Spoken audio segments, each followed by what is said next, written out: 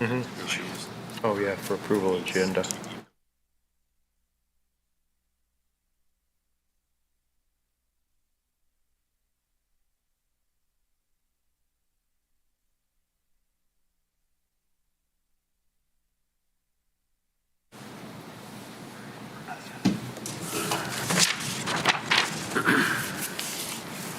Can you hand me that black remote?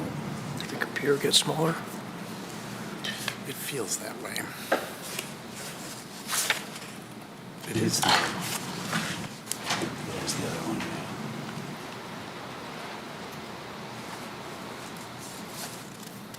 Not gonna take that, no.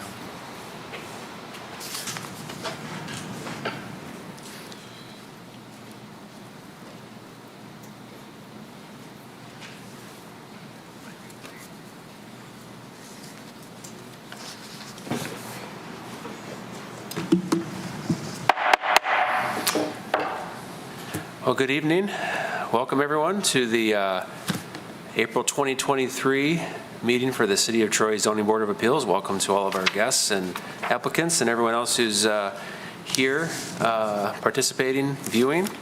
My name is Mike Bossenbrook. I'm the chair of the board, and glad to have all my colleagues here as well for our April meeting. So we will begin. We'll start with the printed agenda. There's actually a copy right outside if you want to follow along.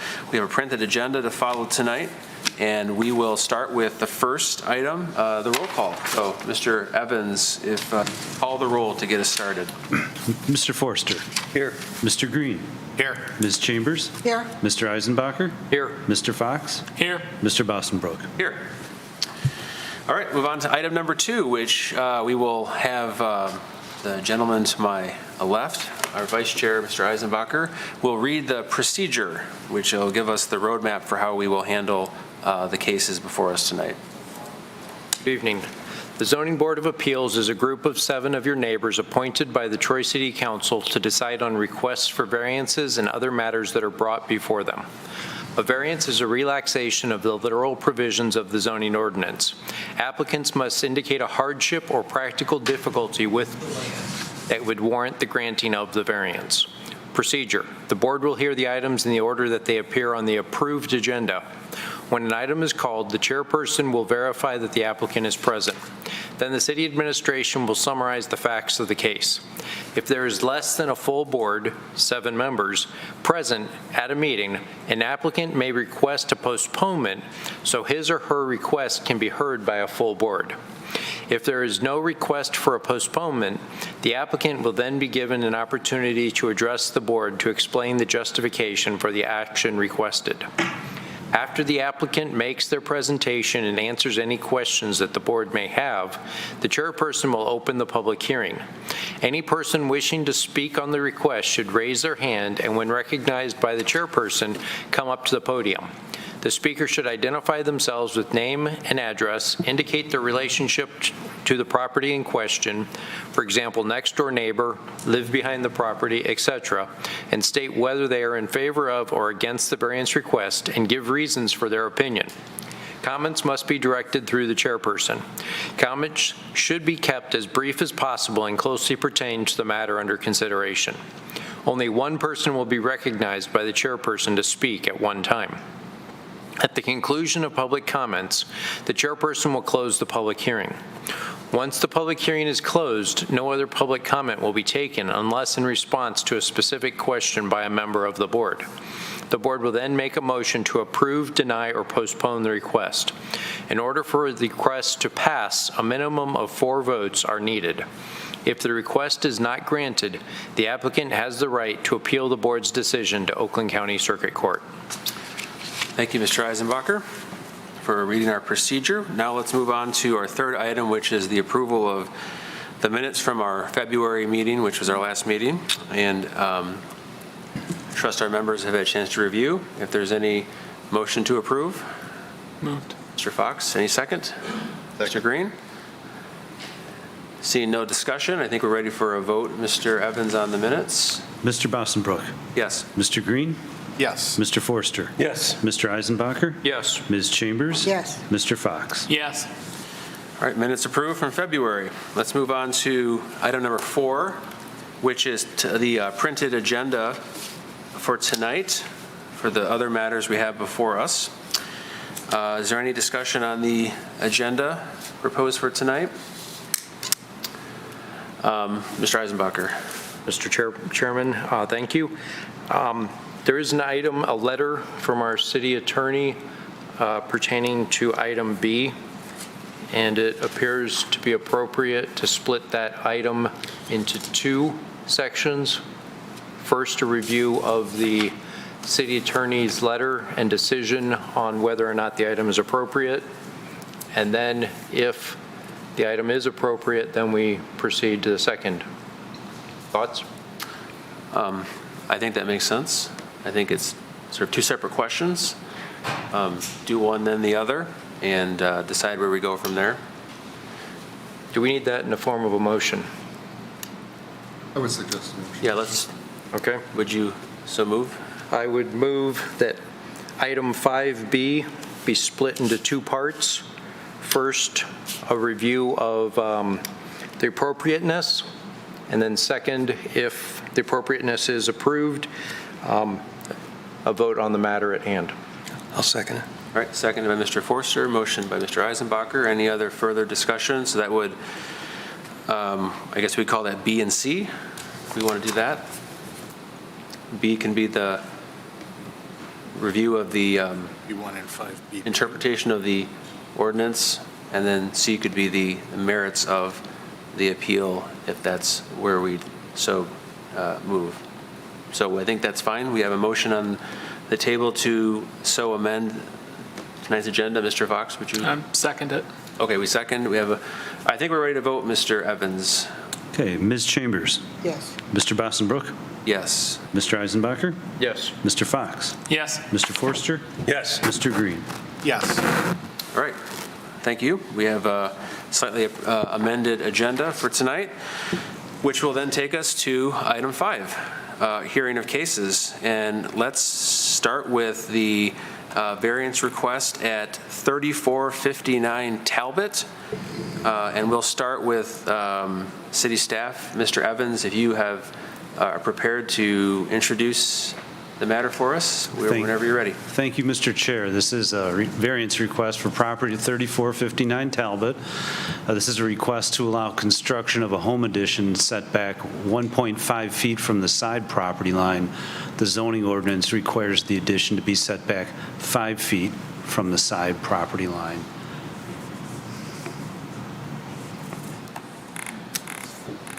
Now on the overheads here, this is a area view of the neighborhood with the property lines laid out in yellow. And this neighborhood is north of Big Beaver and east of Livernois. Subject property is in the middle. And I'll continue to zoom in. Here's the subject property. The yellow denotes single-family zoning, so everything you see here is single-family zoning, including the subject property. And that's with the zoning layer taken off. I'll continue to zoom in to give an idea that this is on the west side of Talbot. The applicants provided some sketches, and those are all in your agenda packet, but they're proposing 2 additions, and the addition that is the subject of tonight's request is the one to the north, on the north side of the property in the back. And he's provided a site plan here showing the addition, and the proposed addition is to be 1.5 feet from that side property line where 5 feet is required. So, and this applicant has been before the board on 3 separate occasions, and you've all received a copy of those minutes in your packet as well. So I'll turn it back over to the board for any questions. Any member, Mr. Eisenbacher? Yes. Should have probably emailed you this question ahead of time.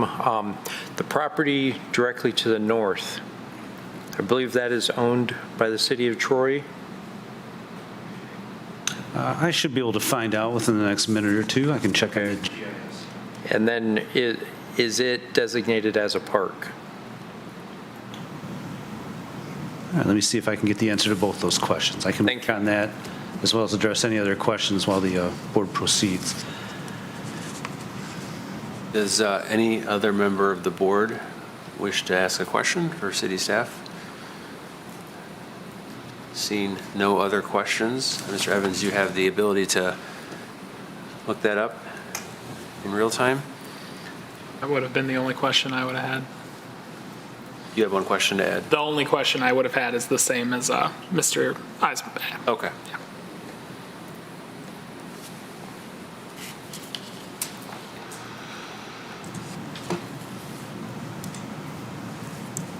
That looks to be the city's dog park. Yes.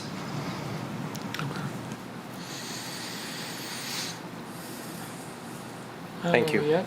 Yep. So there's the, And nature trail, right? Or urban path? yeah, so it is owned by the city, and if you drive by the road, there's a sign there that says it's a dog park. Okay, all set? Mr. Eisenbach, you're set? Yep, thank you. Okay, thank you. With no more questions for city staff, at this point, I will invite the petitioner or their representative if they would like to come up to the podium. And if you would like to introduce yourself, your relationship to the property, and we have what you submitted to the city, but we would welcome your comments and your addressing the different elements of the statement of practical difficulty. We'd love to hear from you. Hi, I'm Joanne Shan. I'm the homeowner. That's my home. Welcome. Yeah, nice to meet you. I'm obviously in favor of the application. A little lost me to live there, so that's my role in this. But as Paul stated, the property to the north there is the city property. I think it's designated as a green area. I'm not entirely sure how it's part of the master plan, but before we considered the addition, we kind of thought, well, what are our options? We obviously can't go to the east. In fact, the previous setback variance that was awarded was because the house was set back too close to the street, and we needed another foot or two to kind of shoehorn the garage in there. Going to the west poses its own issues, and it gets us deeper into the floodplain. In fact, if you look at the site plan there, you can kind of see how that grade really changes. It's almost a 3-foot change in grade level. So going west is a challenge. Going to the south also has issues with conflicts with the gas line, water lines. There's some best practices to kind of work around those. But there's still conflicts there to the south. The best way to kind of optimize the floor plan is to be able to do the addition to the north, where it's furthest away from the floodplain. In fact, again, if you look at the site plan, when it was approved back in 2018, most of the perimeter, the north and the south, and the east, the grade came up significantly, nearly out of the floodplain there. So that's a little bit of context there. Not sure if you guys have any questions or. Does any member of the board have any questions for the applicant? Mr. Forster? So in looking at your plans for this addition, and I'm assuming the one we're talking about is on the north side of your house, right? Yeah. Is there any reason why that has to go out past basically the edge of where your garage is? Is there any reason why it can't line up with your garage?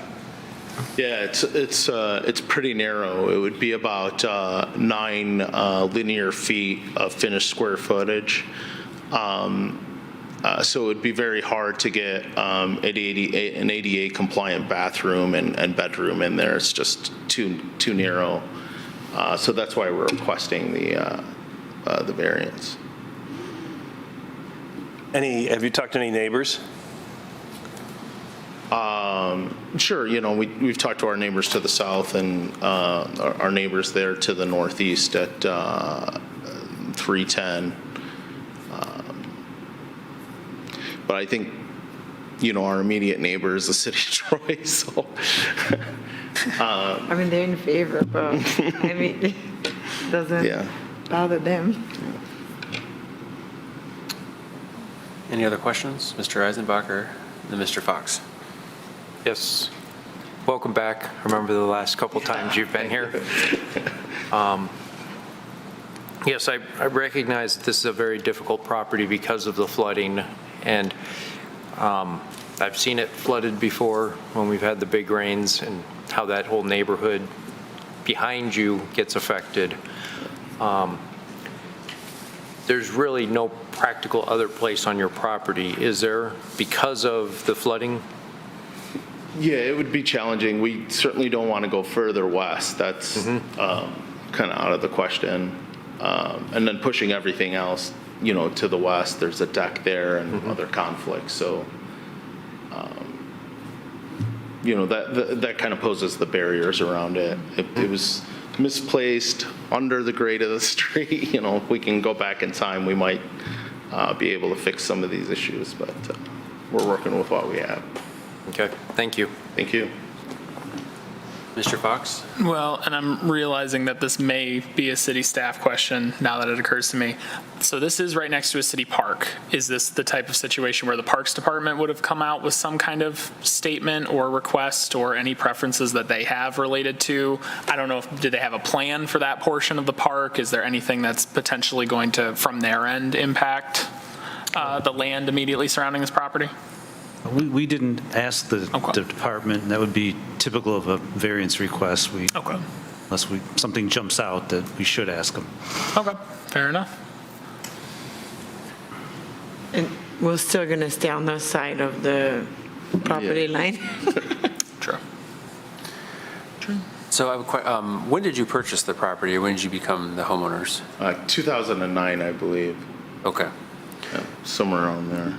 Yeah. So Were you the first owners of the home, or how old is the house? No, I believe it was built in 71. Okay. Yeah. And just looking at the previous variance requests that are in the record, you were the owners that brought those previous requests for the other additions. Yeah, and thank you for approving those, and made quite a bit of enhancements to it. Are there any other questions from board members? Seeing and hearing none, thank you. Thank you for coming forward. At this point, I will open the public hearing on this appeal. So if there's any member of the public that would like to come forward to the podium and address what's being requested, we're happy to hear. Don't see anyone coming forward. I don't believe there's any written correspondence in the record regarding this from any interested parties. So we'll then close the public hearing on that. And so we'll take this back to the board for discussion. Any member of the board wish to be recognized, make a motion? I see 3 hands. Let's do Mr. Green first. My immediate question would be, as the most pressing neighbor, other than the actual zoning code, are you aware of any objection by the city or the city planning department or any portion of city government to this specifically? Has any objection been expressed as the neighbor? Well, no, one hasn't. But we also didn't actively ask. We do share these on public portals. So These are publicly announced, so city had an option. Thank you. Let's go to Mr. Fox. Well, I'm just going to state that I don't really see much reason why we wouldn't approve this. I mean, to me, it looks like reasonable. I think the statements provided in the agenda here, the meeting the 5 different factors. I noticed, so on page 23 of our agenda PDFs that lists the 5 different conditions per the ordinance that we need to meet. Under the third option, under the characteristics which make the compliance with the dimensional requirements shall not be of a personal nature, currently that says NA. I would argue that the floodplaining and all the different aspects that are leading to this request would exist regardless of who the owner was. So I would argue that that designation has also been met. I know it says in our agenda they didn't fill that in as one of the 5 things, but I would presume that because all of these aspects are of a physical nature, not a personal nature, that condition has been met. All right. Thank you. Mr. Eisenbacher, did you have anything else to add? No. Prior comments were good. The conditions that allowed the previous variance to be granted obviously still exist. This property is still in a floodplain and only the very front of the property is usable. Obviously, looking at the aerial view, it's a very large property. There's plenty of space to go backwards, but the practical matter is that the backyard drops off and it floods. I've seen it. The property to the north was at one time proposed for development. I know from previous experience on city boards and council that the property to the north was illegally filled and is not stable ground, so it's not something that's easy to be built on without remediating that improper filling that was done. So this makes sense. It's the least impact to the neighborhood and best use of the property. So I would like to make a motion to approve. Going back to our reasons, reason A, the exceptional characteristic for the property is its topography, specifically for the flooding to the rear and taking advantage of the portion of the property that does not flood. B, it's related to this premises. C, it's not of a personal nature, it's related to the flooding. D, the characteristics was not created by the current or previous owner. Again, it's topography of the land and the flooding and where the floodplain as designated by the federal government. And E, the proposed variance will not be harmful or alter the essential character of the area in which the property is located. They've already demonstrated that through the addition of the garage that was put on the front in the past variances. It blends in nicely. Their next door neighbor actually asked for the same variance, so it's consistent, it matches. So for those reasons, I'd make motion to approve. Second. Motion from Mr. Eisenbacher, seconded by Mr. Fox. Do we have any further comment, discussion? I see no requests for comment. So Mr. Evans, we are prepared to vote on the motion to approve. So that would be a yes to approve. Mr. Eisenbacher. Yes. Mr. Forster. Yes. Mr. Bossenbrook. Yes. Mr. Fox. Yes. Ms. Chambers. Yes. Mr. Green. Yes. Motion has been approved. So variance request has been approved. Thank you to our petitioner for coming out tonight, and thank you for presenting your case. And with that, we will move on to our next item on the agenda, as amended just a few moments ago. We're going to take up first, this is pertaining to 944 Marengo, and we're going to take up first the subject of a memorandum that was prepared by city attorney's office and distributed to the members of the board, and I believe was also distributed and posted publicly and given to the petitioner as well. This is raising the question of whether the variance request that was presented to the board in our last meeting in February, in which that variance request was denied, whether this variance request, how that fits into section 1505A6 of the zoning ordinance, and whether it is the same variance request, and whether it complies with that requirement and permits us to hear it sooner than the 1-year period. So we do have the memorandum from the city attorney's office. I'm assuming members of the board have had a chance to review it and do some reviewing of it, research of it. If any members of the board would like to ask questions of city staff,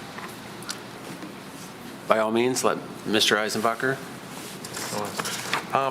I was not present at the last meeting, but I did watch the video and watch the input from the petitioner, the residents, and the board members. The crux of the ordinance, as I see it, is new grounds except on grounds of new evidence not previously discovered at the time the variance was denied or changed conditions found by the Zoning Board of Appeals. So obviously we have a slightly different request, but without speaking to the applicant about if there's any new evidence, we don't have a full answer for making a decision on this. To find out if there is any new evidence that they plan to present, or will. So I guess my proposal would be we can ask city staff any questions as to the memorandum. We could invite the petitioner up to address this specific question, and we can ask him about the interpretation of the zoning ordinance. We can also open it up for public comment on this specific question, and then we will take it back for us to decide how to answer the question. I believe Mr. Motzny's memo indicates it's up to the board to decide if this is properly before us, and that would be ultimately our decision. But I would also invite comment from the petitioner and the public to the extent they have any. Mr. Fox. So for clarification, per the procedure that you've kind of laid out, we are picturing potentially, depending on how we vote on the first question, 2 public comments on this topic. The first public comment specifically on whether or not this change is different enough to make it appropriate for us to revisit the topic. And then the second public comment would be on the issue overall, on the overall actual variance request. That would be my proposal. Okay. I think this is somewhat uncharted territory. I don't know that we've often considered, this specific type of action of interpreting a zoning ordinance, so I'm open to hearing from members of the public and the petitioner in helping to work through that question, unless, Mr. Green. I completely support this plan. I want to know if the city broadly feels that new evidence has been presented, and if they have no opinion on the matter, or even if they do, I would like to know if the applicant believes that there is a substantial change or new evidence on the matter, and then we can discuss before determining whether to continue. Okay. Any further questions for city staff? Mr. Eisenbacher? Only one thing, this is a practical item. I don't believe the audience or the petitioner has potentially seen the memo. So do we want to read this so that they have the full information that we have? Well, when I went to the website this morning, this was posted, I believe this was posted as a supplemental. So this has been circulated to the public, and I was advised that this also was directly sent to the petitioner. We can ask the petitioner if they choose to come up, we can ask. Yes, Mr. Green. Sorry, I realized I missed one item after hearing from the petitioner on this. If that is what we decide to do, we would also want to review the communications to determine whether there are portions that are specifically applicable to the first question to be. I'm open to that, just to make sure everything's fully considered. I have no problem with that. Yes, Mr. Evans. And we have a new sound system. We're still perfecting the audio in here. So I would encourage the members, if Mr. Green, I'm not sure everybody could hear you. Understood. If you'd like, I can repeat that. Essentially, I said that we should, whether or not we make it to item C, that we make sure that in addition to the other portions discussed, that we review the communications received from the neighbors to see if they pertain to item 5B. Okay. Everyone agreeable? Yes. Yep. Okay. So at this point, I would invite the petitioner for 944 Marengo and/or his or her representative. If you could identify yourselves, sirs. And again, we're focusing on the specific question of the distinction of the variance request that's in front of us tonight as compared to the one in February. But, sir. Good evening to the board. Good evening to Mr. Chairman. My name is Ali Apahidian. I'm the owner of the property at 944 Marengo, and present alongside me is Mr. Darius Dinkowski, my attorney from Butts Along, with our offices here just across the street in Troy. First off, I just want to make sure I mention that I never received a copy of that memo from the city attorney. So I do not have a copy. I've never had a chance to review it. I never had a chance to read it. So first of all, I'd like to get a copy of that to review that before we even proceed with this meeting. And that's my first point. Hold on a second. Mr. Green. To that end, before asking the petitioner to present, I think it would be only fair to have this read into the record. Or Hold on one second. I'd like to see a 10-minute recess then, so that if that'd be not enough time. Personally, I don't think 10 minutes is sufficient to review a document from the city attorney and be able to appropriately respond. So my request is that we tabled our application for the following meeting, so my attorney and I have a chance to review this. Yes, Mr. Green. I move that, may I move? I move that we table issues 5B and 5C until the following meeting, and provide a copy of the city attorney's memorandum to the applicant, and to the petitioner this evening, so that they're able to fully address it at our next meeting. Second. We have a second from Mr. Fox. Yeah. So this would be a motion to adjourn to our next scheduled hearing to revisit both of these items, or however they would appear on the agenda, which I think is a fair ask. Mr. Fox? Yeah, I mean, I was going to say, the applicants requested it, plus I believe structurally if there's not 7 of us, can't they request that regardless? So, so yeah, I would say we go for it. Mr. Eisenbacher, yes, we read the instructions. There's also an opportunity to do that if we don't have a full board. So, Mr. Evans. And just to let everybody here know that the next scheduled meeting is Tuesday, May 16th. 16th, Okay. At 7 o'clock here. And if the board does table it, then additional notices will not be sent. Okay, so no additional notices will be sent on this, but we would reschedule it for, what was it? May 16th. Right. May 16th. Okay. So we have a pending motion to adjourn to our May 16 meeting. I don't see any further comment. It's been seconded. I do have a comment. I'm sorry, Mr. Forrester, you have a comment? I do want to say now that I see that there are people here who are from the neighborhood, and they've already been here for one meeting, and they're here for the second meeting. At least I'd like to acknowledge they're here and thank them for sticking by their thoughts and their feelings, and I hope you can make it again on the 16th so that we can hear everybody, and that this will get a proper airing. So I guess to that, thank you. To that point, since there will be no further notice, then this is just advising interested members of the public to come back in May.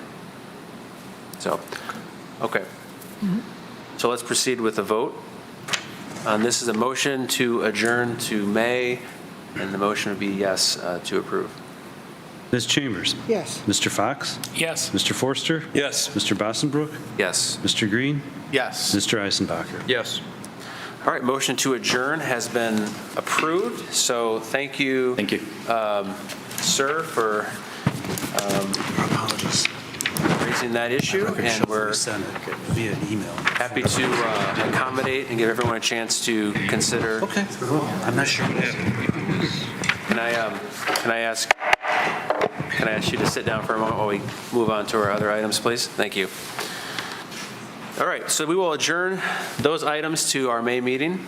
And then that will bring us to item number 6, which is our communications. Mr. Evans, are there any communications? None. None? Any miscellaneous business for the board? You know, and Mr. Mosley reminded me that we did have a communication regarding a court case that did involve the Board of Appeals in the past. Okay. Summarize that for you. Yeah, I think, speaking of the mic, I believe we sent a memo or a copy of the decision to this board. It was the case involving Mr.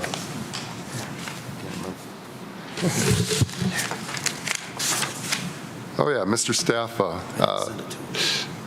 It was a case handled by Julie Dufresne of our office. It involved this board. Actually, 5 members of this board were present when this board was involved, but there's a lot of detail to this case, but I'll try to summarize it. Mr. Staffa applied to the Planning Commission for preliminary site plan approval to build some townhomes in a neighborhood node zone property. After a couple of different meetings and changes, eventually the Planning Commission denied preliminary site plan approval on the basis that he did not demonstrate proper transition to adjacent properties as required under the zoning ordinance for a neighborhood node. Mr. Staffa appealed to this board, and the board heard the appeal in January of 2021. I was there, and a lot of you were there. And ultimately, this board affirmed the Planning Commission denial and denied Mr. Staffa's request to overturn the Planning Commission. Mr. Staffa never appealed that to the circuit court, as you tell all the applicants they have a right to do. Instead, after the appeal period lapsed, he filed a separate lawsuit in circuit court, raising several different theories of why the Planning Commission decision should be overturned. And ultimately, the circuit court dismissed the case because Mr. Staffa failed to exhaust his administrative remedies because he failed to appeal this board's decision in a timely manner. Mr. Staffa appealed that decision to the Michigan Court of Appeals, and to make a long story short, even though Mr. Staffa tried to claim that there were several different types of reasons why he did not have to appeal, ultimately the Court of Appeals said, basically, you're asking to overturn a Planning Commission decision. The ZBA denied that. Your remedy was to first go to the circuit court, file an appeal. You failed to do that. You failed to exhaust your administrative remedies. Therefore, the appeal was denied. The Court of Appeals affirmed the circuit court. So anyway, there's a lot more detail to that, but that in a nutshell is what the decision was. Well, thank you for that, yeah. So he could start over again, since it's been obviously more than a year, and come back and start again. Well, that was an administrative appeal, so he could proceed in the Planning Commission again. That is correct.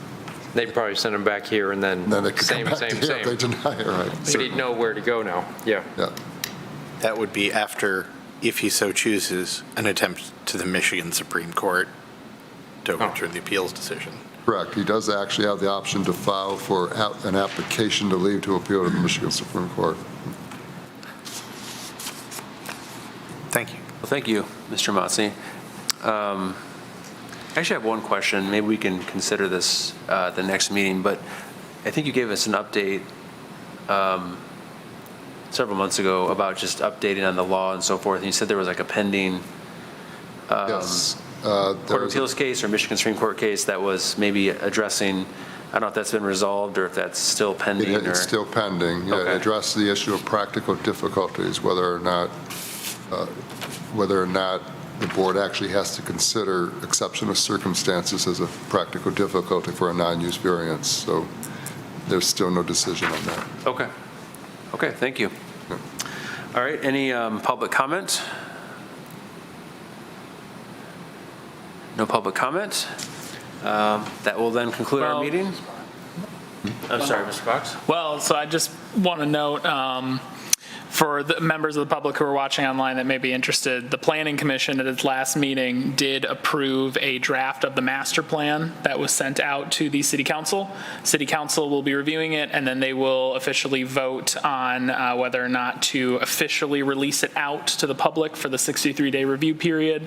I encourage any residents, any ZBA members, anybody watching who is interested in the master plan and where the city is going to be going, to please feel free to check it out during that public comment period and submit public comments to the Planning Commission. We would love to hear them, so thank you. Very good, thank you. All right, with that, we will adjourn and see everyone in May.